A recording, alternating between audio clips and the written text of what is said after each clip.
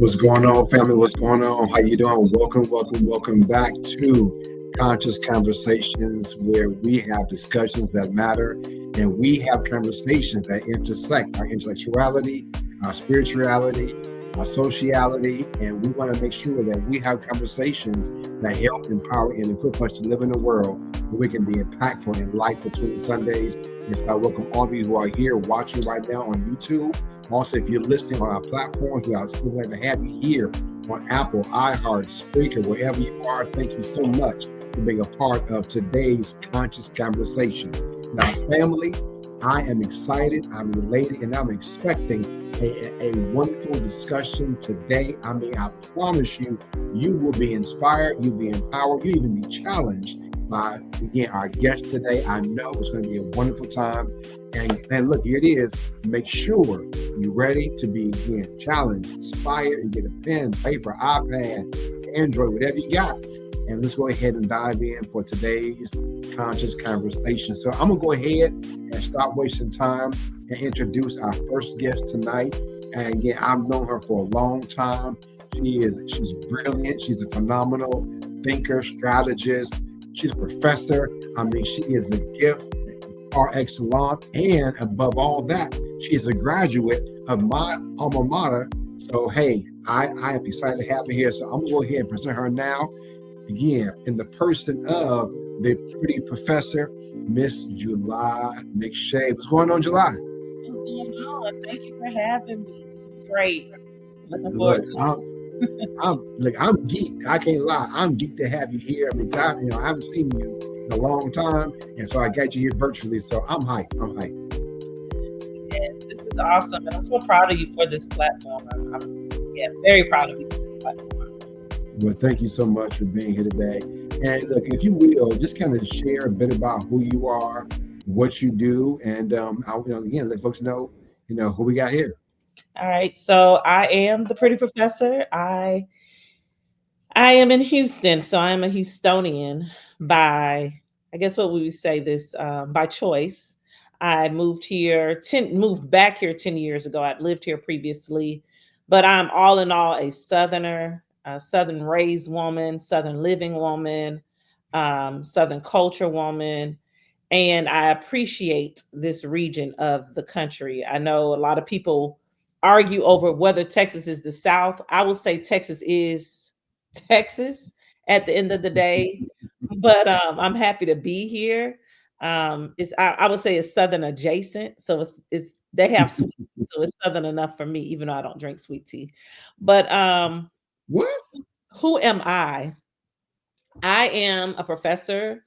I am an advocate. I am a community strategist. I prefer to be in the background in helping people. I'm not someone who has to lead with being seen.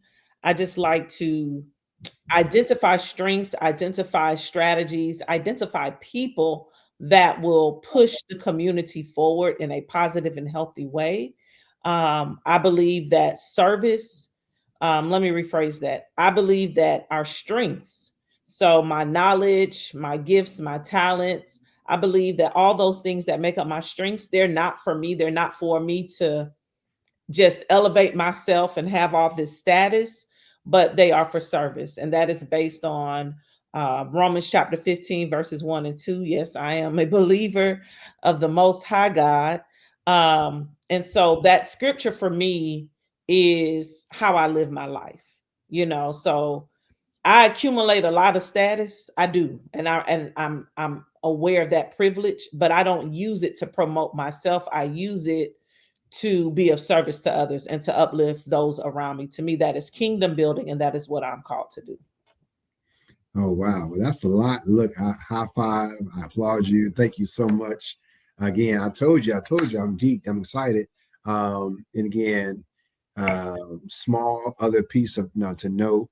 I also have to mention that she is, again, a member of the Alpha Kappa Sorority Incorporated. So, being an alpha man, I had to lift that up and make sure we dropped it out there for the world to know and see. So when Angelo comes in, we have to welcome him to the House of Alpha. So there's that. So, but Speaking of Angelo, I do want to introduce our next guest for tonight in the person of Angelo Martinez. I mean, he is an awesome brother, brilliant, insightful, creative. He's a thinker. He's a strategist. So again, Angelo, we are so glad to have you here. I worked with him at the King Center in Atlanta for our program Better Together. And so again, I'm excited to have him here as well. So again, I'm just geeked, y'all. I'm excited. I'm hyped about today's discussion. So Angelo, will you please share who you are, what you do, and kind of again, let's know who we got here in space today. Yeah, Angelo Martinez. Give you some background: Puerto Rican and Native American, Ojibwe and Anishinaabe.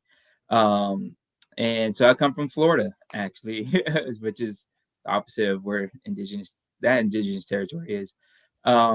But yeah, so social work background, conflict, justice, peace building background, have some experience working within the juvenile system, the adult corrections facility system up here in Georgia, especially the Arendelle All State Women's Prison. So did a lot of chaplaincy work within that field. The juvenile part was more of a system, a program that was initiated to deter arrests and charges for youth.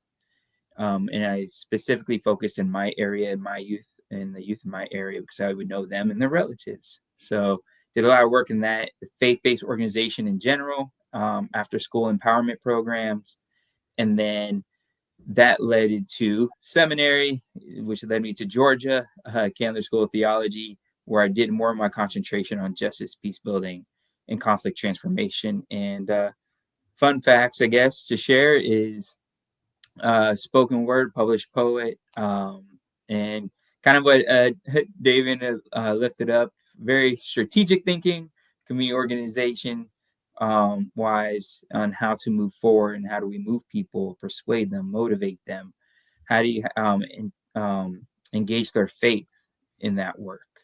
So always creatively thinking, engaging that space, especially from a theological space and the faith space. And yeah, so that's a little bit about me. All right, well, Angelo, man, thank you so much for making time for us today, and also you too, July, the pretty professor. Again, I'm excited again for our discussion tonight. So I'm ready to go ahead and dive into it. And so, for those of you who are listening, who are watching, tonight's discussion is entitled "Where Do We Go From Here?" Where do we go from here? And I know a lot of us are wrestling with what's happening in our country. We're seeing what's happening right now in Austin, even, with, an elected official literally being, as it were, held hostage in the chambers overnight. So we're watching that happen. We're watching gerrymandering happening. We're watching, the noise across the country, watching DC. We saw what happened in LA. We're watching what's happening with forced migration.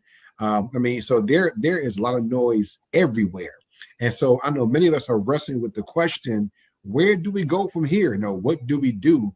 And so I want to center our discussion tonight on that question. And I wish I could say that question was, original to me. It was my idea. But that question came from one of my favorite books by the Reverend Dr. Martin Luther King Jr., entitled "Where Do We Go From Here? Chaos or Community?" And I promise you, if you have not read that book, I encourage you to go ahead and get it. You'll be challenged, inspired, but you're also, you may feel some kind of way because some of the things that King writes about then, we're experiencing right now. So the prophetic nature of that work, it's amazing. It's mind blowing to me. And so, but I wish our theme for tonight was my own, but no, it's not. I got it from that book. And so, so I want to kind of begin our conversation with that question. Again, as you see where we are present day, well, before we get to that question, I'm gonna ask this question. Pretty professor, I would love to hear your insight here. How would you define or describe rather our current climate. Now, what do you see? What are you feeling? And what do you think we're wrestling with in this current space? You know what? I don't know if it's because I'm on here with you and you are a pastor, but I keep wanting to lean into the vein of the word. And I think it's appropriate. What's the sister out of Memphis? She led she preached at the Baptist conference last year in St. Ways. Is it Gina Stewart?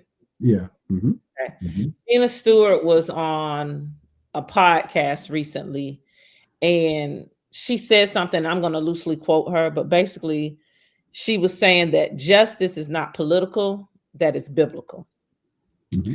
And so, in that same vein, when we're looking at, because what this is a battle of justice.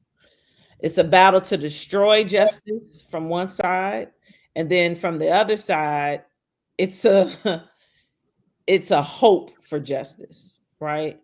And so, I would lean into when Moses is leading his people out of Egypt, right? Um, we know we got to go. We know we have to move, right? But I think as a society, as a community, and I'm not just talking Black people, I'm talking about, but as a community, we are so comfortable with where we've been that the hardship, we rather just be comfortable and deal with whatever we have to deal with versus pushing forward and moving forward. And it's almost as though we're running out of faith collectively, running out of hope collectively, and that we're just finding comfort in the pain. Um, and so I think what we need to be doing, those of us who are believers, and I'm gonna keep leaning into that because I'm just gonna be obedient. Um, we have to be doing 2 to 3 things right now. We have to be worshiping, we have to be praising, and we have to be praying in this season. And it's not comfortable because it doesn't make sense to be worshiping and being and saying like thank you for these times right now. But I just believe that our faith is what's going to shift us out of this. Our faith is the instrument because none of this makes sense. So the only thing that works when nothing makes sense ever in life, when nothing makes sense, the only thing that works is faith. And so I think that we as believers have to um, circle back into our faith heavily and not try to separate our faith from our day to day, right? Not separate it from this craziness that we're experiencing right now. We have to activate it even at a higher level.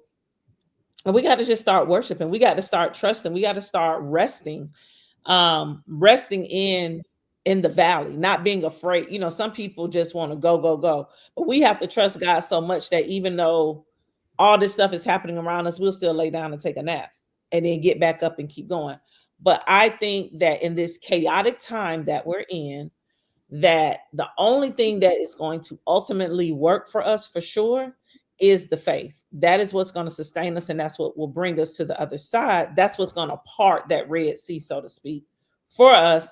That's going to blow the minds, not just of the people who they're operating off of our faith. They're trusting our faith, but it's also going to blow the minds of those who are chasing us to the sea, that are chasing us down to destroy the justice that we are in the pursuit of, or the justice that is owed to us. It's going to blow their mind when they see how God is just going to shift this thing in our favor, and it's going to bring them to their knees, literally and figuratively. And I hope I answered that, but that's what I had. No, I'm with you 100%. I mean, I definitely and you mentioned Gina Stewart, who was by far one of my favorite preachers in the world. So you know, I would say one of the things that's important is for us to look at, how does our faith look in this space, right? Because there's some who may be listening, and hear this and say, well, all I have to do is pray. All I have to do is worship enough, and it's going to be all right. Interestingly, the book of Amos, since we're going Bible for a little bit, we know the book of Amos, there's very powerful verse in there that we oftentimes kind of dance around, where text says that I don't want your offering, I don't want your worship, I don't want your songs, I don't want any of that if you're going to ignore injustice. Mhm.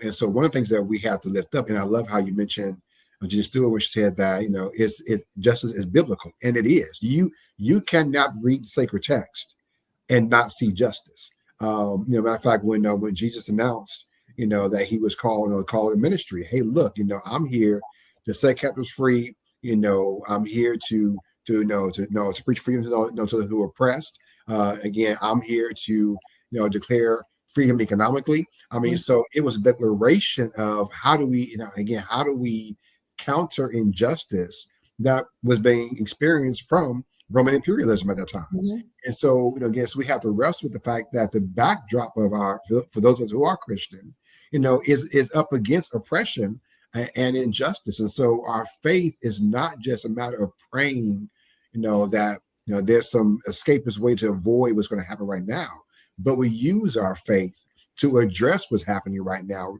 knowing that Matthew tells us, hey, look, when I was hungry, did you feed me? When I was Mhm. naked, did you clothe me? I mean, so, and so, text argues and compels us to embrace our faith and do something about what we're seeing right now. So yeah, before I start preaching, I'm gonna toss to Angelo. I'd love to hear your thoughts. Again, like what are you seeing? What are you feeling in this space that we're in right now? Yeah, so this interesting space that I'm in compared to in this conversation because I do believe justice is biblical that incorporates the politics. And I say that because I've had recent conversations. We've had a conference here, a big conference here in Atlanta, Catholic oriented, and was engaging in conversation. She said today's faith, has been politicized, over politicized. And I've engaged that. I was like, hey, what do you mean? Engage those questions, just curiosity. And then I kind of shared my perspective saying, you know, the Bible itself was politicized. We can wrestle and debate and argue with the patriarchy behind the Bible, the writings, but when you mention kings and pharaohs, we bring up Moses, the Exodus, we bring up pharaohs. That's a political system. We bring up kings; those are political figures trying to fit for a political system. And then we also have the Roman Empire. And where does Jesus sit in all this? Where does the Jesus movement sit in all these things? And so for me, I incorporated it all because James Cone, one of my favorite authors of Okay. The Cross and the Lynching Tree, and a couple of other well-known writings. Those are not, if they're not familiar with his writings, but he said in a quote in an article, and I'm paraphrasing now, but he said the political, economic, and the spiritual, we all embody it. So if Mhm. I go and challenge you on your faith, you're gonna feel personally attacked because you embody that. If I go and challenge the current economics and maybe your benefits on the economic system, you're going to feel attacked. So we embody all of it. And we were bringing up scriptures because I think even a good critical look, especially when we lean in the Christian faith, we look at the book of Esther. Mhm. We always, one thing I'm very critical on is dialogue, the art of communication, the behaviors, what's happening. And this is just a conflict social work perspective of things. But the first nonviolent resistance is Vashti, Queen Vashti, and Mhm. because she refused to be publicly addressed in a banquet setting, and rabbinical scholars said that it was most likely because she was going to be naked in front of a group of men, in a banquet setting. So she said no and then gets banished. And then we see Esther joining in, but we see Mordecai, her uncle, um, nonviolently protesting a decree that was, passed down by the second hand, I think it's Haman, or however you pronounce that name, Mhm. Haman, saying like, targeting this group of people. And then he's trying to talk to Esther like, you need to be careful because then this could be to you if they find out who your true identity is. There's other cultural things like you can look at it as passing assimilation, how she was able to be in that space. But once she gained that power to influence, to change that decree, they didn't. What they did do is change the target. So it was retaliatory politics. Mhm. So now they're targeting the groups that targeted them. So there's a political aspect of that in the unchecked power. So the question is like, how do we wrestle with that? And then, and I've had this many conversations with Damien, but we talk about the parable of the widow, and if you do a general consensus of the parable of the widow, one, the context of it. If you ask, when is this scripture usually said? And that is usually said during the time of tithing or a campaign, giving your all. Some people, would use it as a metaphor of like talents and your effort and energy if you can't do that for with money financially. But when we look at the context of that, the verses right before it, Jesus goes on and says, be careful of these, be aware of these people who dress in white robes, white clothing, for they devour widows' houses. Mhm. So, sitting with just that group of people who devour widows' houses, then comes into a parable saying she's giving her all while critiquing these wealthy, saying they're barely giving any compared to her. What we can look at it and say, well, was Jesus nonviolently resisting this economic exploitative system of widows?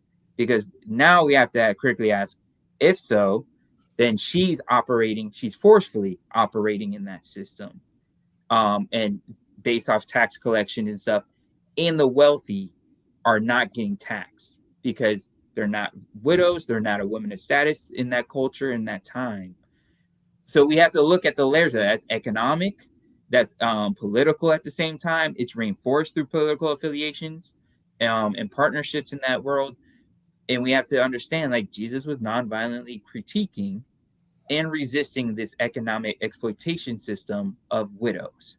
And so, yeah, so when I look at all that stuff, when we engage um, text, and especially when it's from a political look at things and the conflict behind it, where I come in from my perspective is it incorporates it all. The political is our body, is in our minds, it's in our ideologies. It infiltrates how we view even some scriptures. I had a pastor here in Georgia, a United Methodist pastor, a woman, young, graduated from seminary, was working with an older congregation, white, wealthy area, and all she did was read the Sermon on the Mount because one, there was an escalating conflict. But she said all she did was read the Sermon on the Mount, sat down. At the end of the service, she waited by the door to greet people and also when they left, and they came up to her and said, "We didn't know you were that liberal or democratic." So they're interpreting scripture and hearing scripture through a political lens. So so I think it embodies us. The question is, how are we navigating the truth, and are we, becoming echo chambers? Are we challenging that? And I think I'll pass it back to Pastor D, but like I think that's where we have to lean into, especially the chaos or community. We have to really sit with certain indicators and markers of what's going on in our spaces. I want to touch on what you just said about the United Methodist pastor because that's happened around the country to pastors when they teach this Sermon on the Mount. Um, that's what you said, right? The Sermon on the Mount. Mm-hmm. Yeah. Okay. So here's the thing: there are a lot of people, and I know we didn't join on here to talk about Christianity or faith because I don't even like calling myself a Christian. And I've said that publicly because of how that word is used to violate and to harm people. So it's weaponized.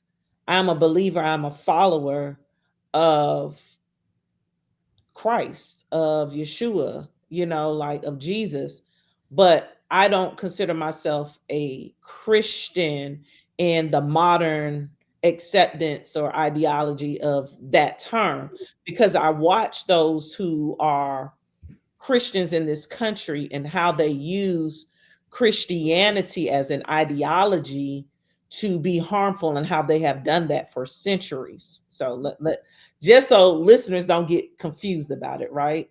So I don't get caught up in titles. God is not looking at my titles. He's looking at my work. He's looking at my faith and how I treat others, right? And so what I've discovered in talking to people in academia, people who do community work that don't look like me necessarily.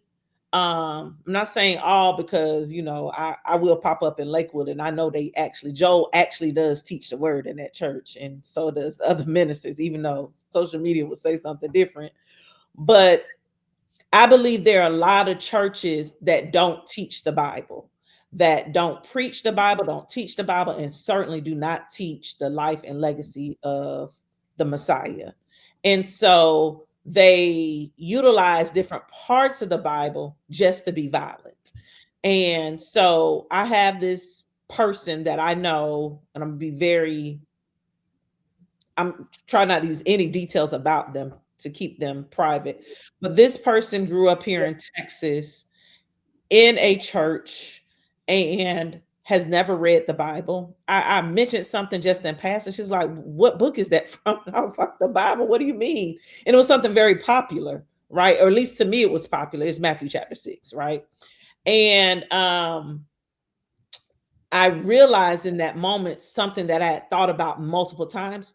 A lot of people grow up in Christianity but have no idea of whom Jesus is. They have no idea about the word, whether it's Old Testament or New Testament. They just don't know. They just know the things that they've been taught, and that to them makes up the religion.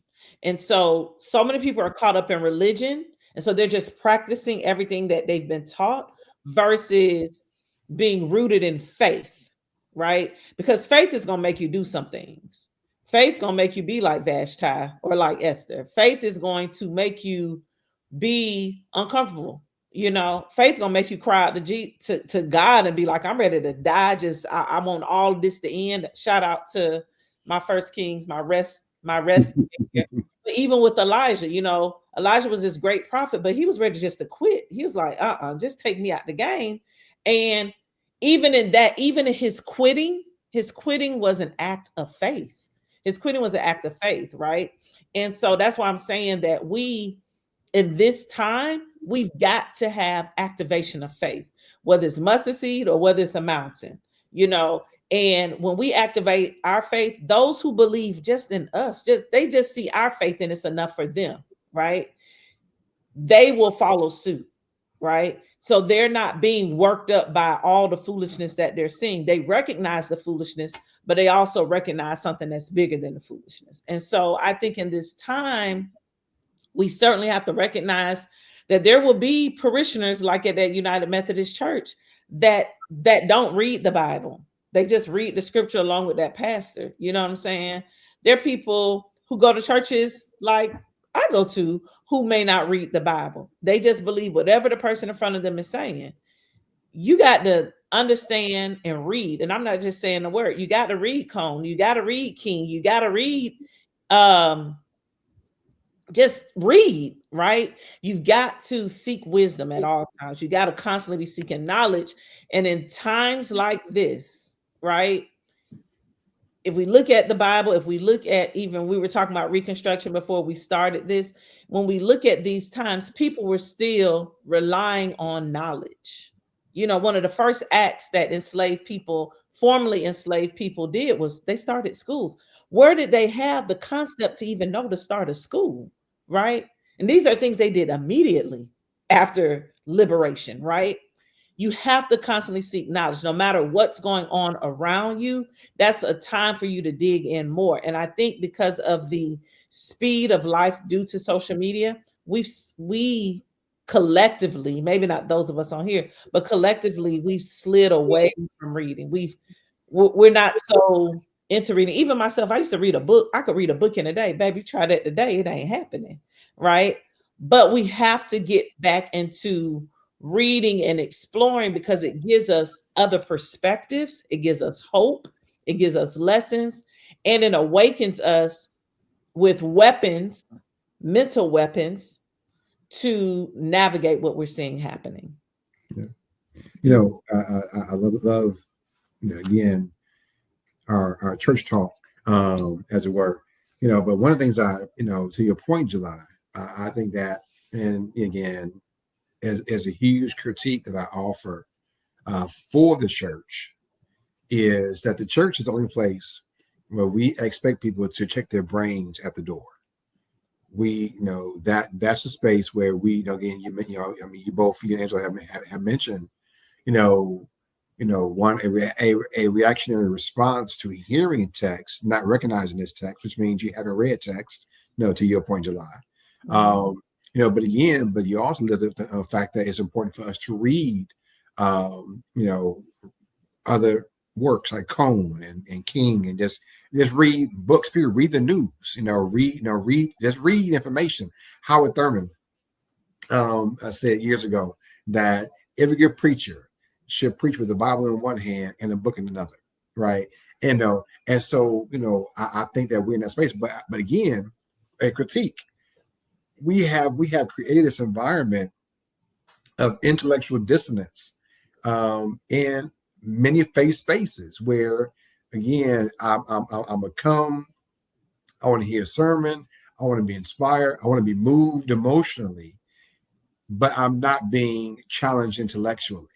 And and so what happens when when we're in those spaces where we're not being challenged in our thinking, it's easy for us to see what's happening in the world that we're living in right now and not make the connection of our faith and how we address it in this space.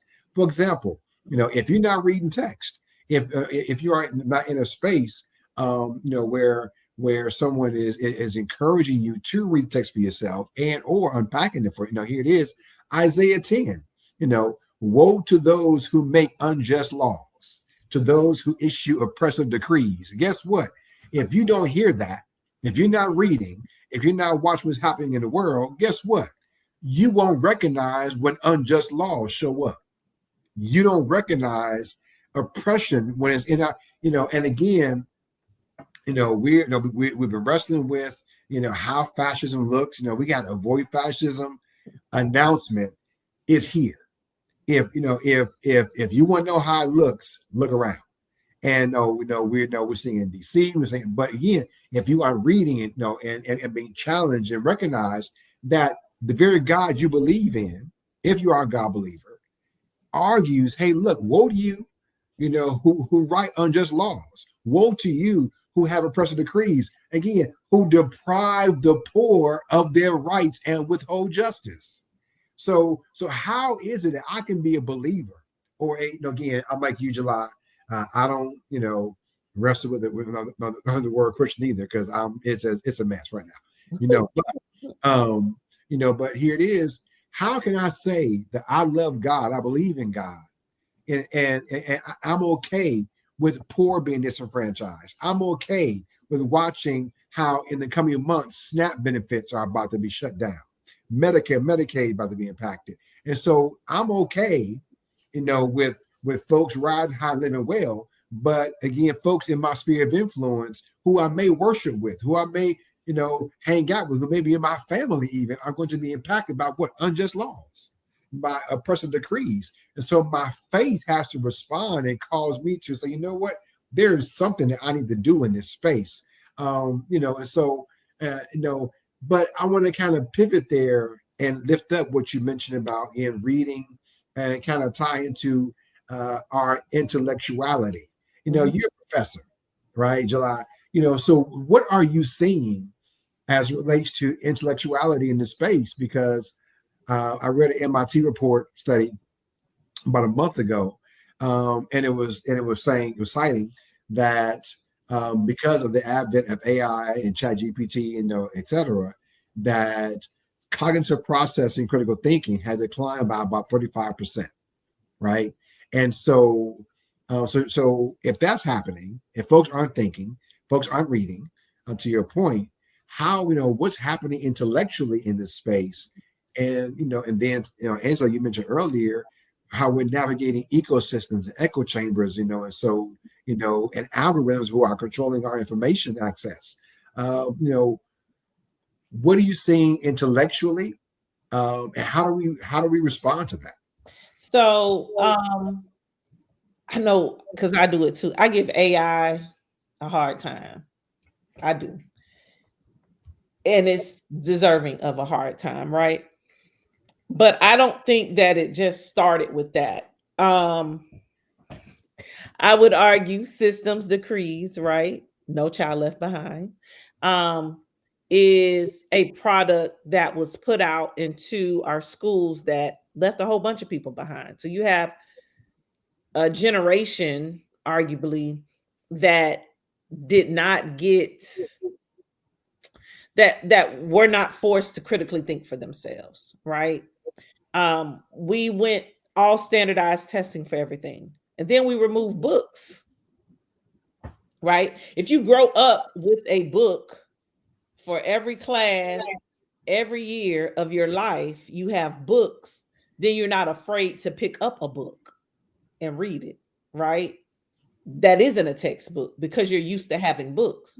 But now you have unplugged books. So we went from focusing on standardized tests.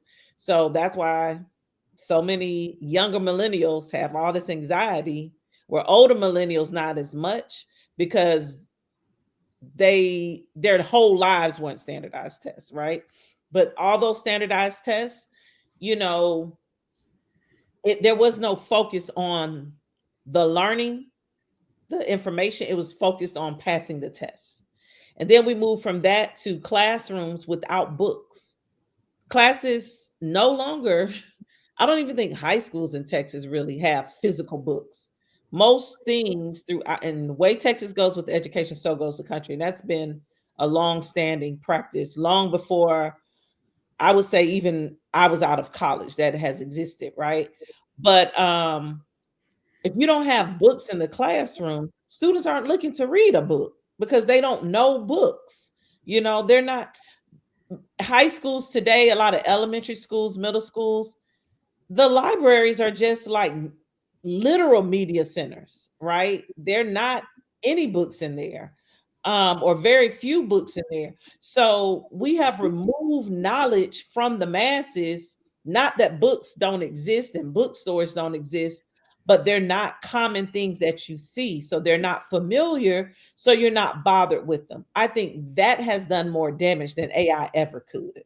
Like, honestly, students can't critically think. They're not writing in schools anymore. You know, I had a student tell me the longest paper she ever wrote was 2 pages, and she was serious, right? And she's a college student. She wasn't a dual enrollment student. She was a college student, Wow. uh, straight up college student, not one that was both in college and high school. But it did not surprise me because I understand what is happening in education. People Mhm. ask their kids, how was their day? The kid says, good. They keep it moving. Ask them, what is something you learned today? What is something that challenged you in class? Like, we have to dig in to really find out what's going on in these classrooms. So I would say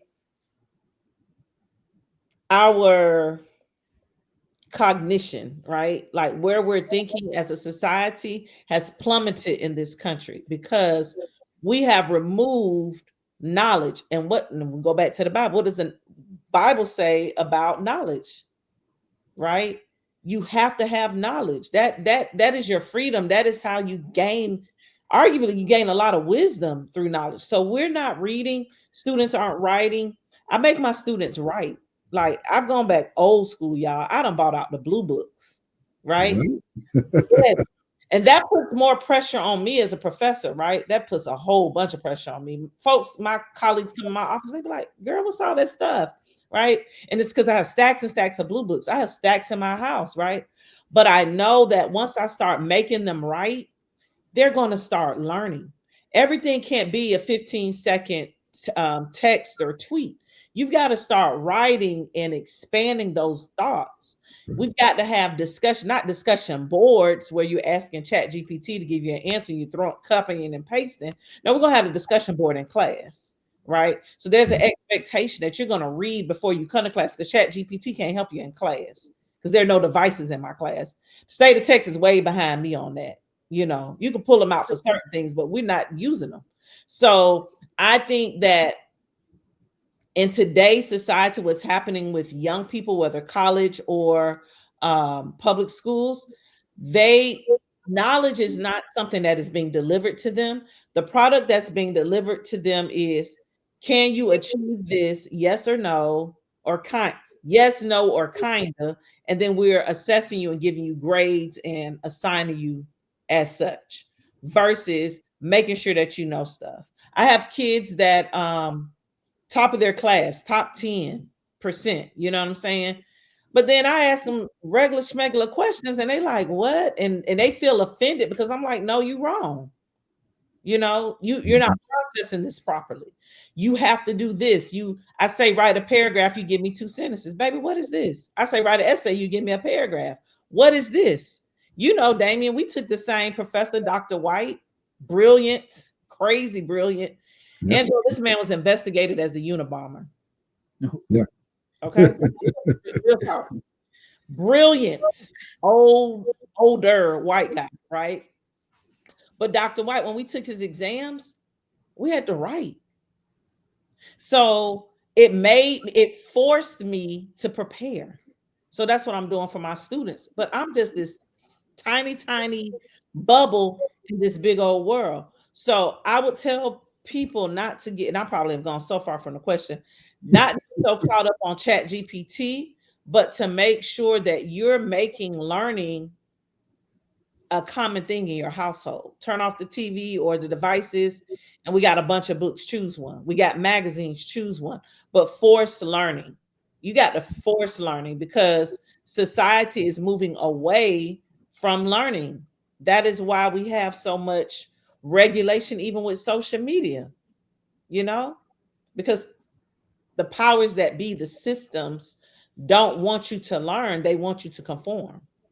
Yeah. Yeah. Yeah. So, and I feel you. So, Angelo, like in light of what July shared, about again, not thinking cognitively, not reading information, not being able to write. All in all, what July unpacked for us was really just a deficiency in intellectuality in our current climate. So, how do you think, Angelo, that impacts, or how's it showing up in our current climate in which we're living in, or how is that intellectual dissonance, actually deficiency, really impacting what's happening right now?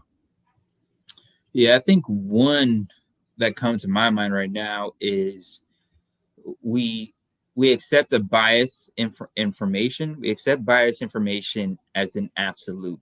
And Dr. King even says, it shares in his sermon, "Tough mind, tender heart." Like a soft-minded individual will fall to this bias and accept it as an absolute. And he even goes on to say, our pulpits have bias, our news have bias, our platforms have bias. So that bias has continued even with the evolution of social media and how we are overwhelmed and overprocessed with news sources, entertainment sources.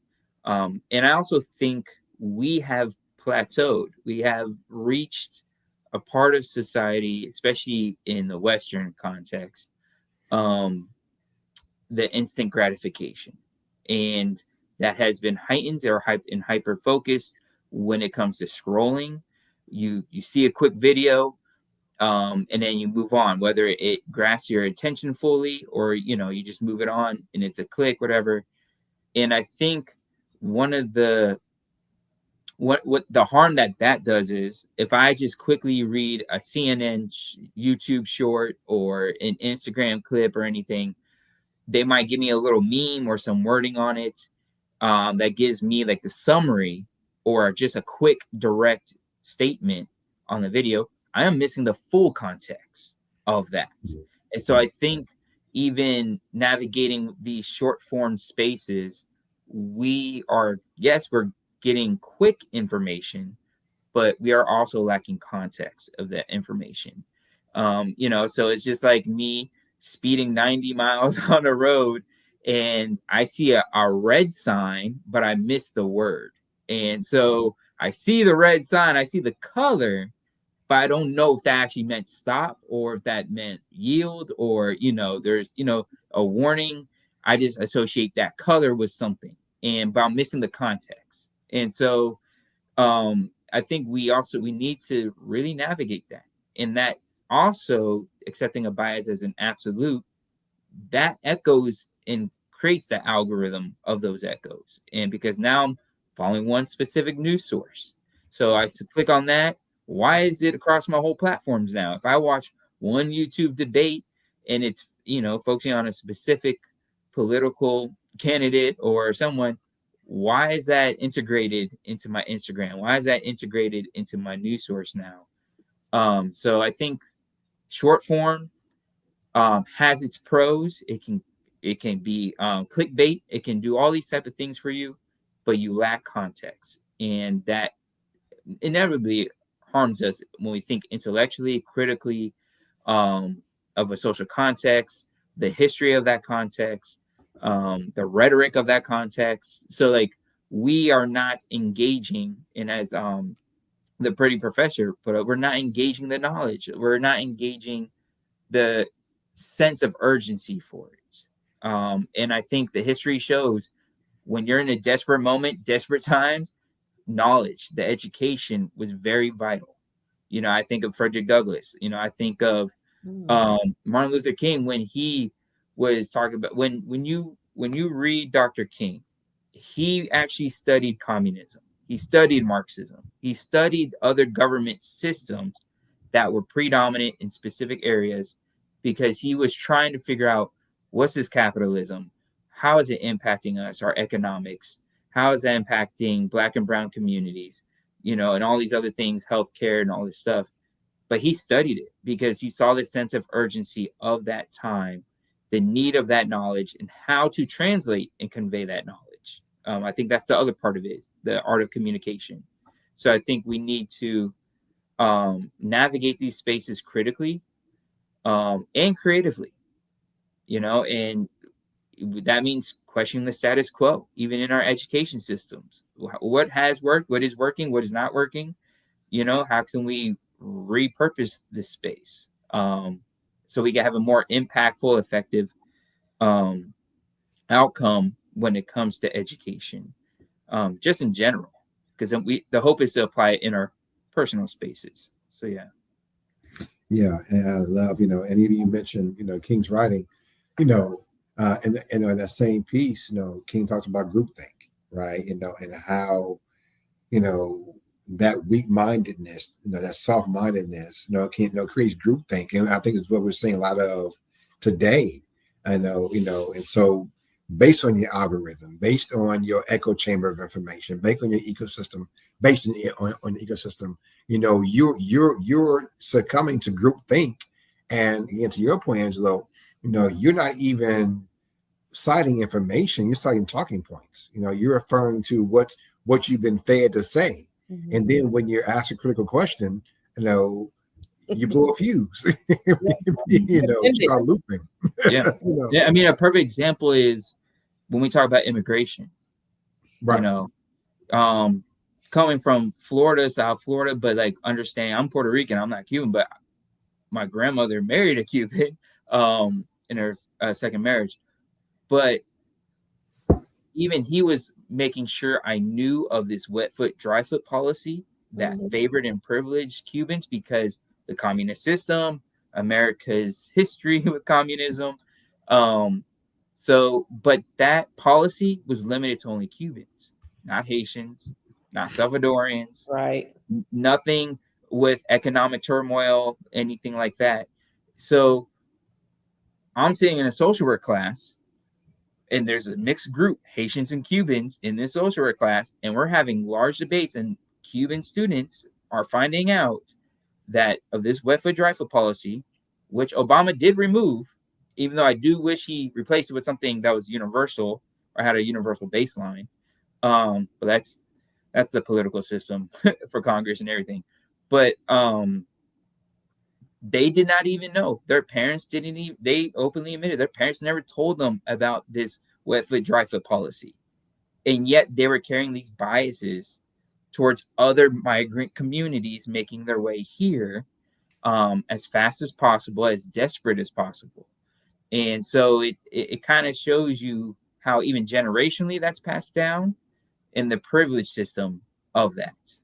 Because you'll have students, Cubans now, that have never heard of wet foot, dry foot, and now they're targeting Mexicans, they're targeting Central America, not even thinking about African migrants, but we know about African farmers. But it's like, we need to understand, hey, there's this gap. You were taught, you know, Cuban communism. That's the reason why we're able to be here, but you don't know about this policy that favored you, Mhm. and it excluded all these other groups. So yeah, so I think we have to be critical of it. Yeah. And and with that is, in July, we appreciate this, is really having an accurate, full teaching of history. You know, we have to know. And again, to your point, Angelo, we aren't learning history. Folks don't know, and so so you don't recognize things when they're happening. You don't, you can't recall, you can't challenge, you can't process, you can't you can't critically think about what's happening, because you don't recognize it. And we aren't learning things, and so this attack on history and books and information is all by design and very strategic to make sure that we have an uneducated populace that is much easier to control. I mean, if we just wrestle with it. But I love y'all. So I want us to nerd out for a second, just for a few minutes. And I want us, again, to wrestle with and unpack a few quotes from where we go from here, and kind of build the bridge from what King wrote to what we see happening right now. Because I want to make sure that we leave folks with some meat to process, some things to think about, and some things to sit with. So I want to start with this one right here. And this right here, I mean, it's heavy. King wrote again, whites, it must frankly be said, are not putting in a similar mass effort to re-educate themselves out of their racial ignorance. It is an aspect of their sense of superiority that the white people of America believe they have so little to learn. My. Whites are not putting in a similar effort to re-educate themselves out of racial ignorance. But their superiority makes them believe that they have nothing to learn. What's your reaction to that? I mean, Angelo, Pretty P, who wants to know, hey, what are y'all thinking? You can go first, Angelo. I agree with that 100%. Especially, I would say this, and Dr. King critiques this in other writings too, even in his speeches. This delay of time, that incrementalism, this lack of sense of urgency. I think with that, and the combination of complacency, and also for those who are starting to engage the work and they're slowly getting into it, and I'm mainly speaking about groups who are just focused on reading, and they're not socially engaging, because I think education engages all senses: sight, see, hearing, smell, touch, and things like that. So say you read a book, you do a church, we'll focus on church, but you do a church book study on redlining.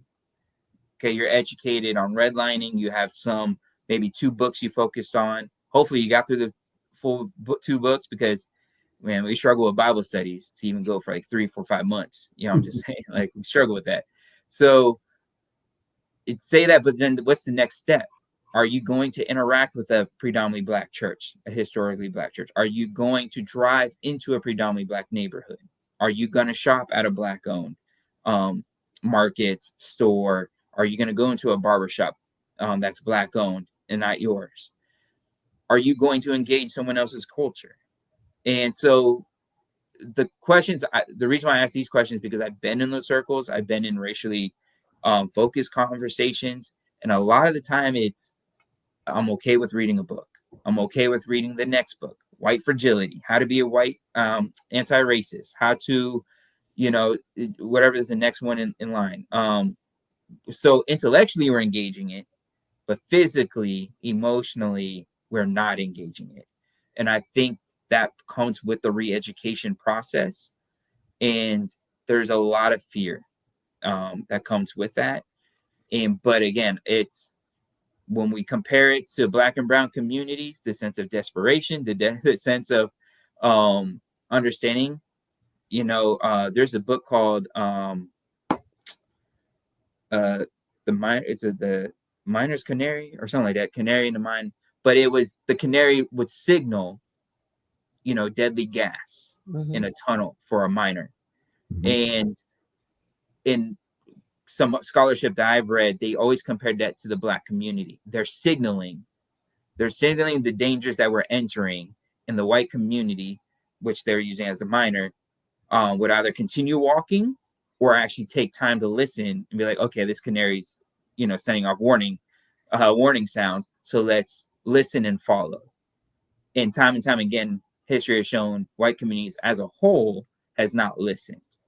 And so I think with that all being said, we need to, one, especially for the white community, need to engage it with a sense of desperation and sense of urgency to understand. And also, the re-education process includes the senses, being physically present in a space that is not of your own. If you're considered the minority in that space, great. Engage your feelings. Why do you feel that way?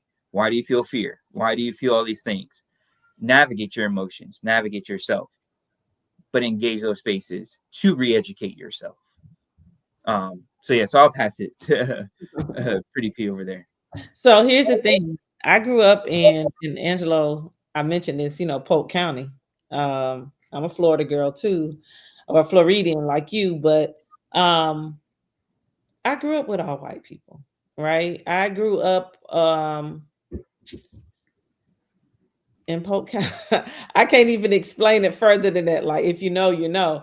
So when I think about whiteness and white people recognizing or understanding privilege and all that, I don't expect them, I don't have any expectation for them to recognize the privilege, to um, not to recognize like, oh, I have a privilege, but to recognize how that privilege can be oppressive to others. I don't expect it at all.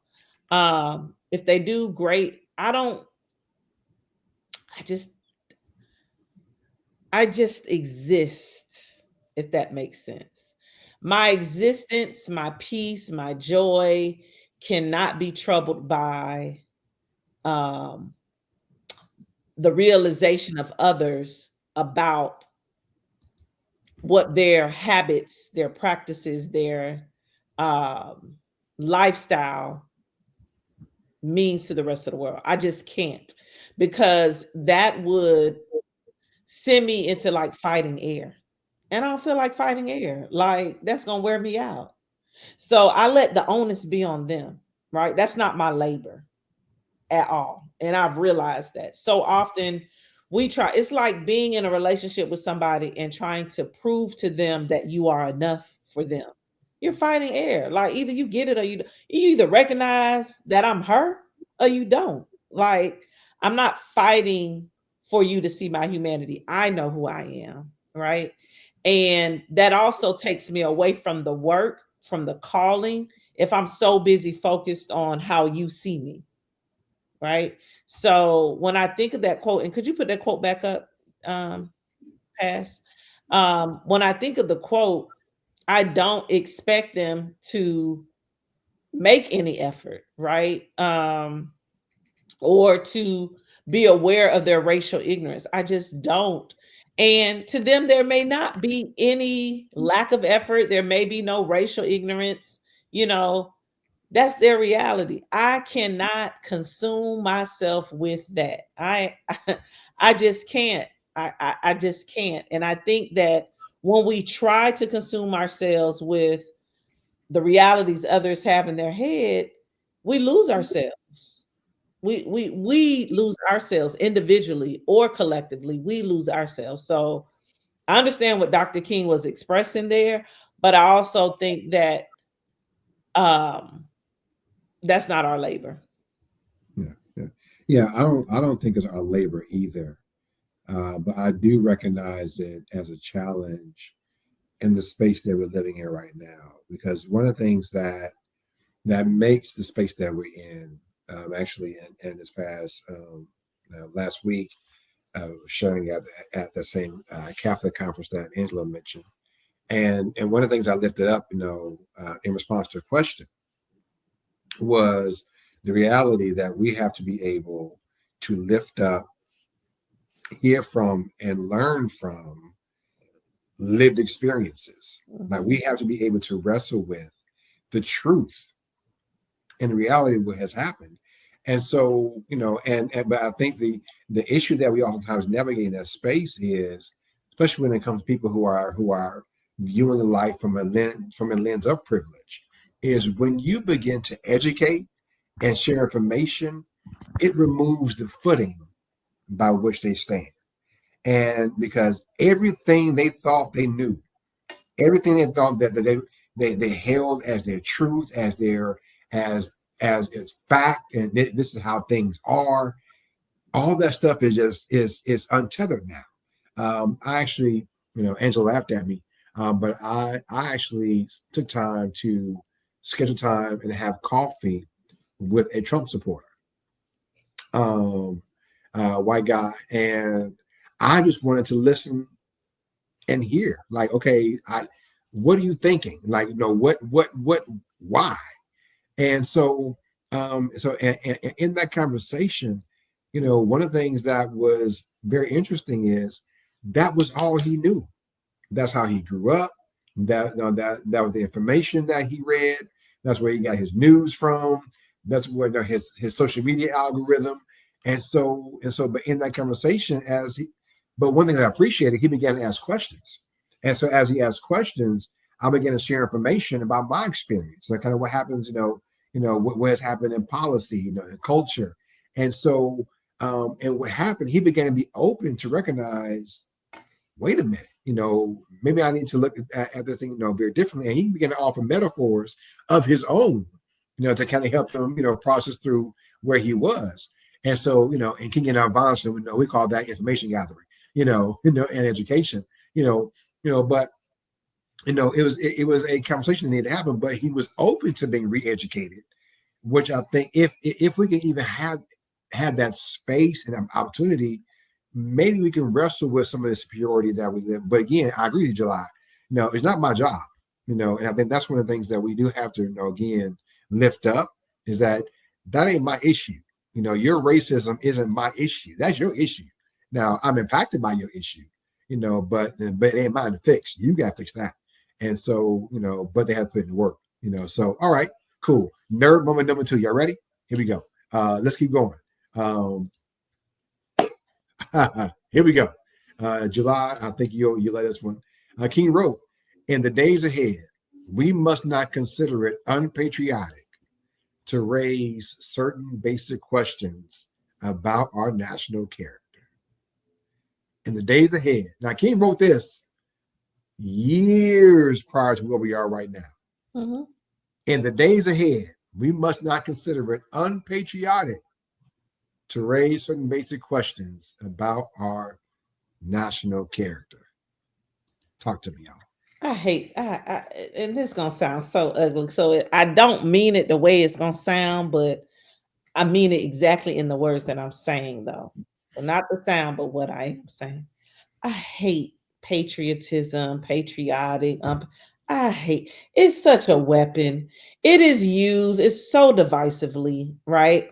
But historically it's been used, generationally it's been used.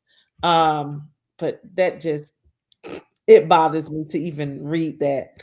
Um, But it's on point. The statement is on point. We do have to be willing to ask certain basic questions. But in asking those certain questions, we're just putting the onus out there. But don't keep asking the question.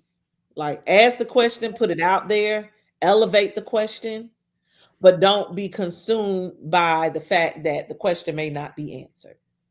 Don't be consumed that the question may be turned against you as a weapon, like you're this bad person, this Right. unpatriotic person. Just I'm a student of Malcolm. So let me Okay. that out. Like,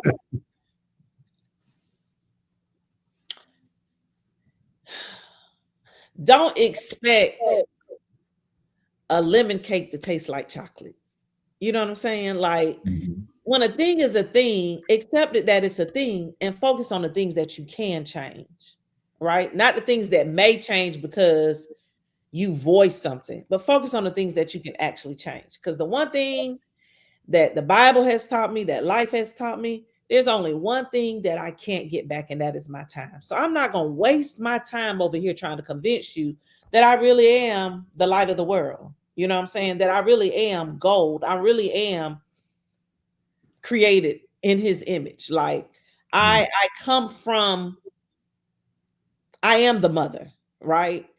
I'm not, I can't waste my time trying to convince you that is who I am. I got to know that for myself. And I Yeah. think that in our country in particular, because I've never lived anywhere else but in the United States, and I've lived all over the United States. I like to tell people I've lived on all three coasts, East, West, and Gulf, right? Um, and at no time did I not live as a Black woman, right? I know who I am. I know this country. And so I don't expect it to be anything besides what it is. And I move accordingly. So I agree with him and what he's saying. We have to ask the questions, but I just don't want us to get and caught up in the question, caught up in the fact that it may not be answered, or it may be, we may be gaslit. You know what I'm saying? There's a lot of gaslighting. I know we use that term all the time, but historically you can see how many times our communities have been gaslit. So I just think that we have to focus on us, you know, and whatever that means to you, whether that's in a faith space, whether that's in a racial space, whatever, you have to focus on the things that you can change, the things that you can improve, the things you can protect, instead of getting caught up in what somebody else not doing what they should do and all of that, because you're just turning your wheels again, you're punching air. um so yeah, that's what I got for that. All right. Okay. Angela, what you got? What you got? Well, one, I agree, especially him uh, using a trigger word. Well, it's a modern trigger word, Hmm. unpatriotic, because one, I think that's a word that's heavily used and emphasized in towards the group um, that uses a word, but it's also that writing's directed towards. Because one, it was heavy during that time, and it's still heavy now. Um, there's probably more of a resurgence now because of what we're trying to define as American and patriotic in the same sense. Um, but I think what I really like about that quote is it echoes in all his other writings. He's really testing the dogma and the status quo of the culture. And it's just an overall culture. It's not targeting one specific, but the overall culture of America and how we're using this word patriot to the American society.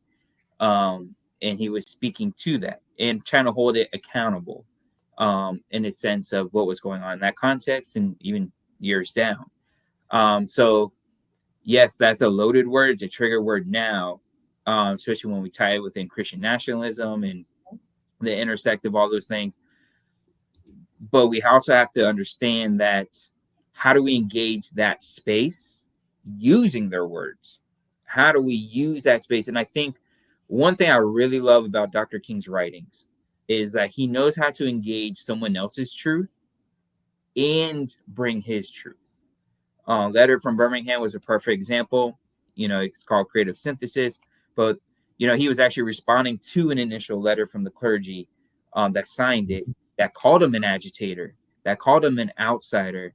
But instead of going full out responding, saying, you know what, that's blasphemy, you don't even know what you're talking about, he could have just said all that. But what he did say was, you know what, I am an outsider, but not an outsider to this struggle, to this issue of segregation and Jim Crow, geographically outside of it.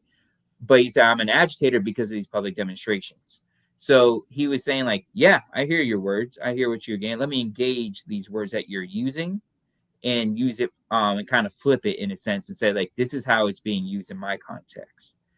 So I like, because now again, like, we're using patriotism like it's a badge of honor now. Like if you have any rhetoric critiquing the current government, you're unpatriotic. Absolutely. And so it's also it's always been upheld by the power dominant system that's in place. So, and that could be no matter what political party.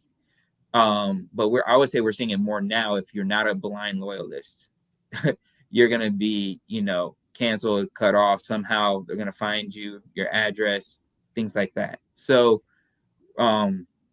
it's a different climate in a sense. But yeah, like even just basic questioning the dogma, the rhetoric, the root of all these things, we need to, because just how we echoed in the beginning of this, education, this bumps up against our education, our history. Um, a perfect example would be in the state of Florida. They just agreed to have a state of Florida African American museum, and it's going to be built in St. Augustine. Now, if you look into the paperwork, it says it has to be approved by the Board of Education and what they consider. So now we're going into a historical look of Black history for the state of Florida in St. Augustine, where there was wading in the water on the beaches, but then there was a pool scene where the motel owner poured acid in the pool, where Black protesters were waiting in the pool. And so the question is, will they tell that history in that specific location? And if they do, how? Mm-hmm. And so the questions I'm raising are basically would be considered unpatriotic, because now I'm questioning the education system, the bias behind it. But I think, one, we have the power, which means the ability to question, to act on that questioning, and to raise it in all arenas, the political arena, the local arena, the state arena, national, to uphold any institution accountable to truth and justice. If we want to say truth is justice, we have to uphold that. But I think he echoed a lot of people in his space, in his work, in his mentality. Those who are doing the work, they all said the same thing. A lot of community organizers, like, you got to question it. You got to question the dogma, because if not, that status quo is gonna, it's gonna ride until forever. But once you do, you're going to come off as a Pharisee. You're going to come off as a communist. You're going to come off as a Marxist. You're going to come off on a lot of things, is what they're going to just label you. Mm-hmm. And that's the reality.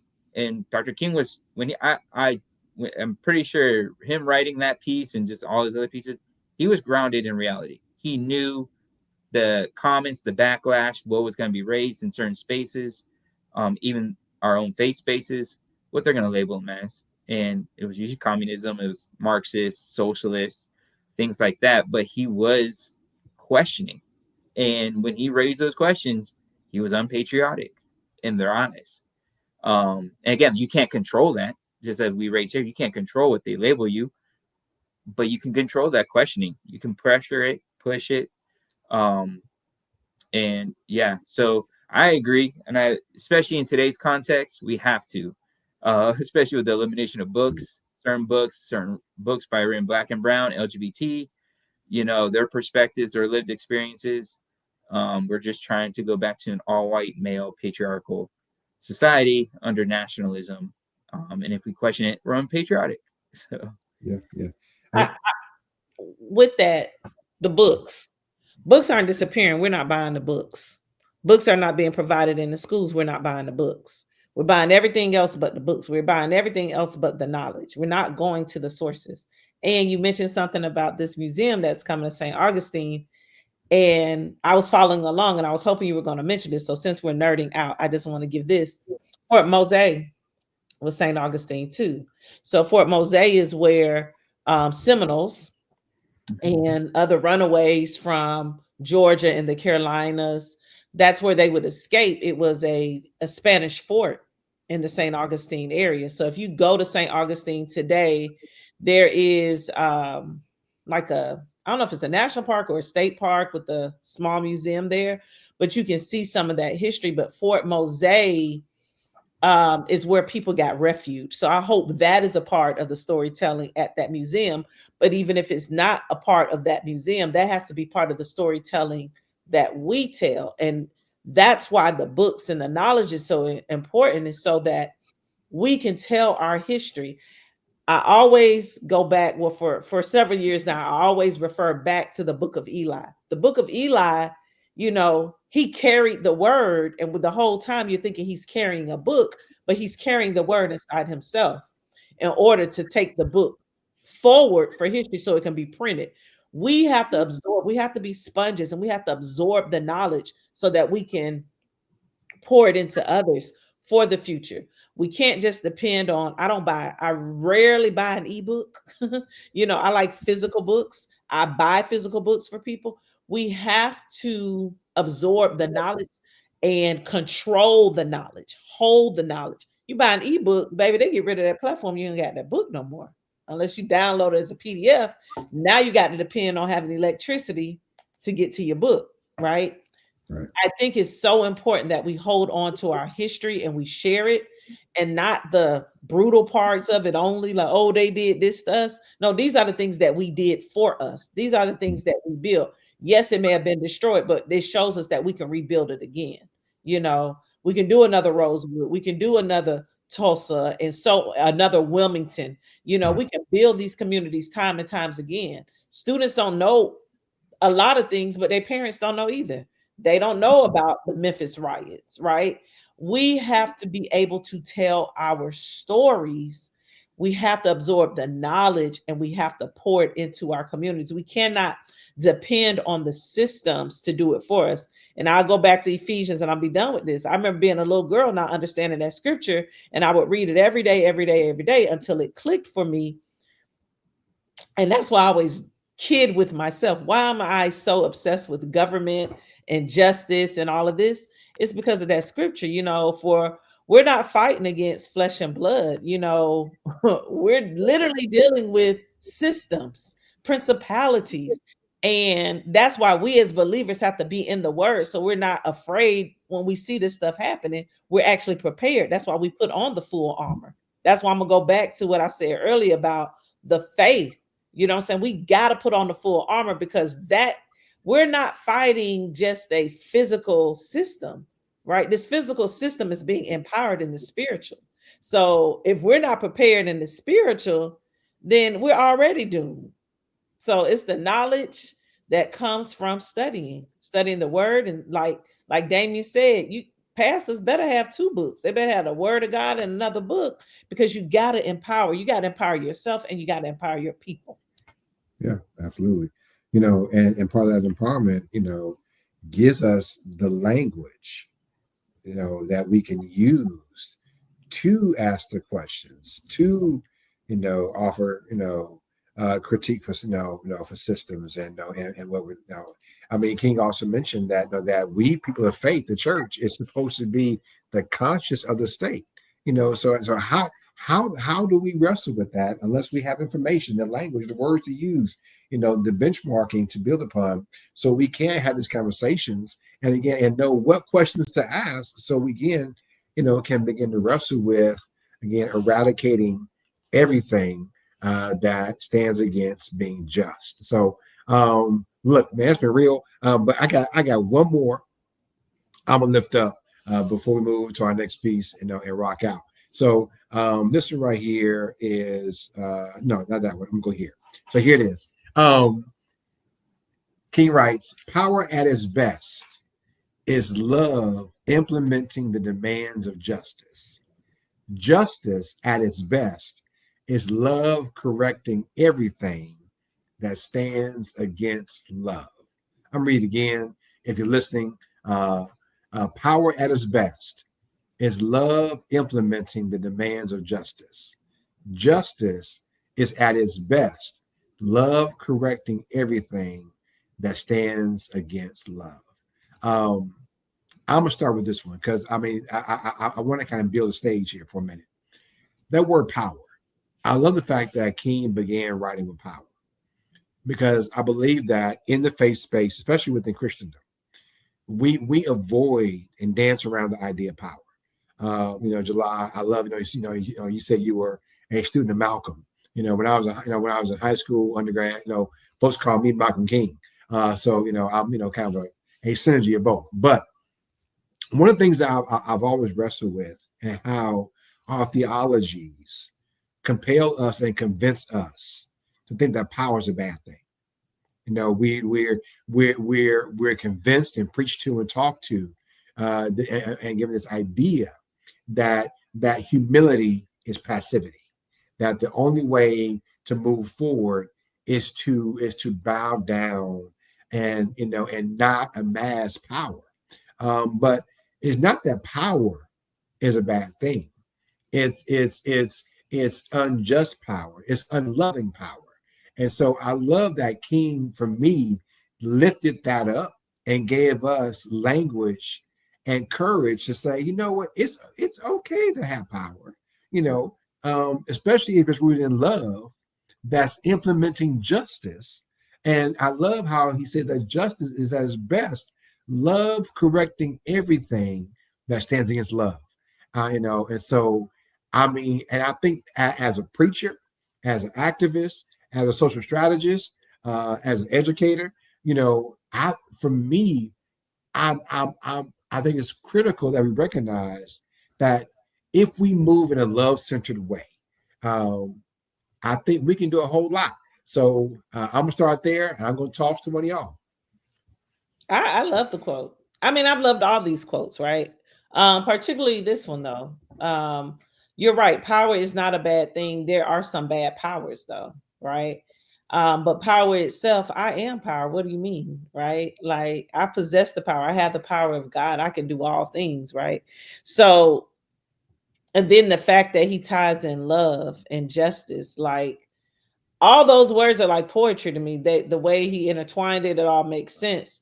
I think that people are afraid of power for two reasons. One, they're afraid of the responsibility that comes with it, and they're also afraid of the threats that will form because of the possession of power. So, um, historically, when we see any Black community or Black organization or Black individual come into power, right? We can look historically or we can look at today. When we see them come into power, the rules are not applied the same as they are for others, right? The accountability, the expectation placed upon them is different. The cruelty of political systems befalls them heavily. We can look at Kwame Nkrumah, right? Who rose in power. What happened to him? That's looking at history and that's looking outside of this nation. We can look in this nation. We can look at Brother Malcolm. We can look at Dr. King, what their power meant to those who were upset about their audacity to hold and to wield the power that they did. We can look at the power of Ida B. Wells, and the power of her pen, right? And the attacks that came upon her. We can look at the power of the people of Memphis. Let's look at that.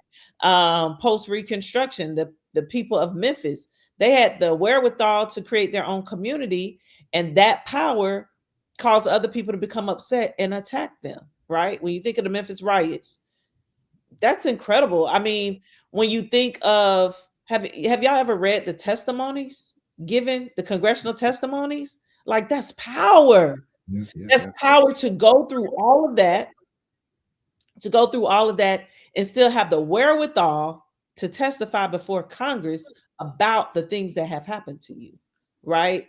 Um, Power. I mean, we possess power. We are powerful as a people, as a collective, as individuals, we are powerful, but we cannot be afraid of the power that we hold, because as long as I have air in my lungs, I'm going to hold this power and I'm going to spread this power. But this power may be the reason why no longer have air in my lungs, you know? And that's what we have to understand about power. So if that can happen to us, and it can also happen for us. I love it. Yeah. Angela, what you got for me? Yeah. Every time I hear the word power, truth, justice, I always think of, well, now the space I'm in, that he's engaging these other schools of thought about power. Um, I'll lift up Saul Alinsky, community organizer, who died in 1972. He talked about power, and he was specifically focusing on individual power and the definition itself, the ability to act physically and mentally. And then he goes on and says, that's equivalent to pulling yourself up by your own bootstraps. But then you also have Dr. King talking about, what if that person doesn't have bootstraps? So now we're talking from an individual to institutional, social um, interactions and conditioning that allows to someone. But then even Saul Alinsky goes on and says, like, the reason why people don't um, have a community organizer in their own space is because they have been led to believe they don't have the power to organize. They don't have the power to understand where they are in their role with their power. So there's some external factors that come with it. So when I see this quote and I read it, I'm thinking about those pieces that are happening at that same time in those spaces. And then also, Dr. King kind of goes beyond it. Like, he kind of goes beyond these schools of thought and incorporating love. Because I'm thinking about it, Saul Alinsky, if they were in the sitting room, he talked about that. Saul Alinsky was like, nah, love is that's not important right now. Power is important right now. Even the theologian Niebuhr, he kind of abandoned the love aspect and said, I'm going to pursue justice, because you can't measure, you can't persuade love, but you can do and have an impact with justice and persuade people to act on justice. But again, the question is kind of, what's the root of this justice? And I think that's where Dr. King is really saying, hey, love is at the root of this justice. Love is at the root of this truth that we're engaging, and that it corrects the injustices. It challenges, it pushes back the rhetoric, the conditioning, the institutions that uphold these things on it, not just on a mass thing, but empowers the people to understand, hey, I have the power to be rooted in love. I have the power to be rooted in justice and act on it. I think one is, we do a good job of intellectualizing and even maybe romanticizing these words, where we sit with it and we're empowered in our individual space. The question is now, how does that translate to maybe even a social space, whether it is an organization or a community setting or a church setting? What does that look like? And I think, like I said, like when I was reading that, I was hearing all those voices, Niebuhr to Linsky to, like, man, like, to have all like 3 or 5 of these people in these rooms that were considered critical thinkers, influencers in their space, and to have books to write, to just dive into what they're thinking, to have them in the same space in a room to kind of dive into that would be kind of amazing to see. But that's just me nerding out, like, for real. But I think Dr. King really challenges those other schools of thought with this love aspect, and that it is correcting, and that it is challenging. And to correct something, you have to challenge it. You have to push up against the status quo of it. You have to question it, even if you come off unpatriotic. Tying back to earlier, but I think, though, Dr. King was really trying to expand our understanding of these words, how they interact, and how they're seen in the public space, and even in our individual space. What does that look like?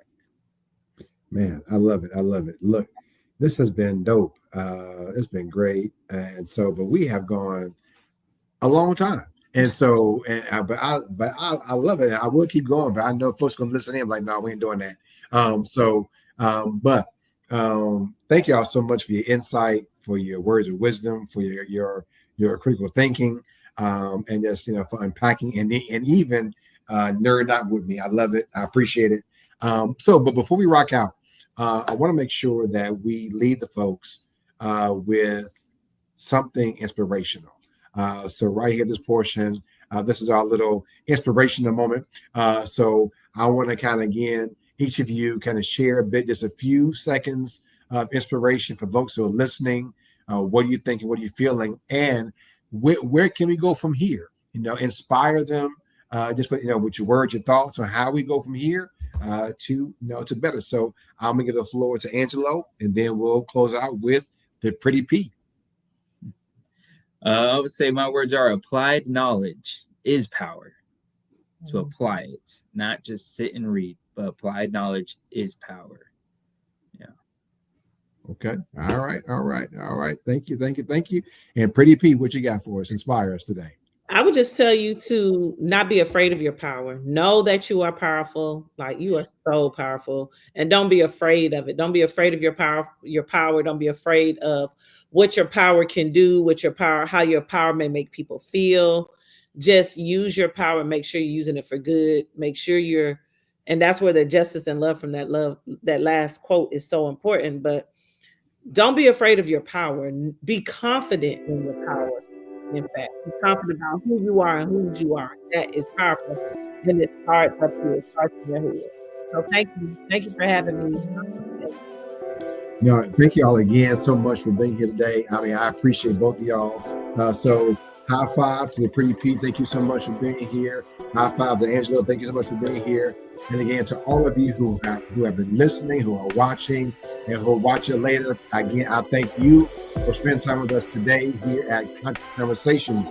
And I will say, don't be afraid, like July said, don't be afraid of your power. And I want you just to envision how love would look if we applied love to policy.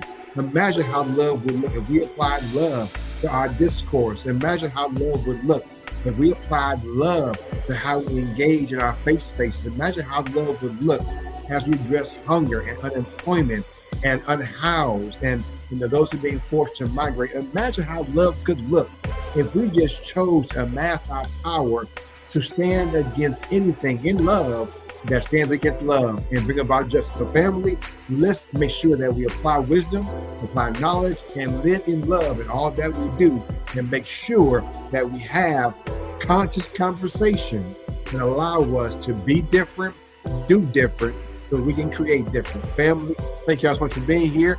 Y'all be blessed, be great, and we'll catch you on the next show. Much love. Peace.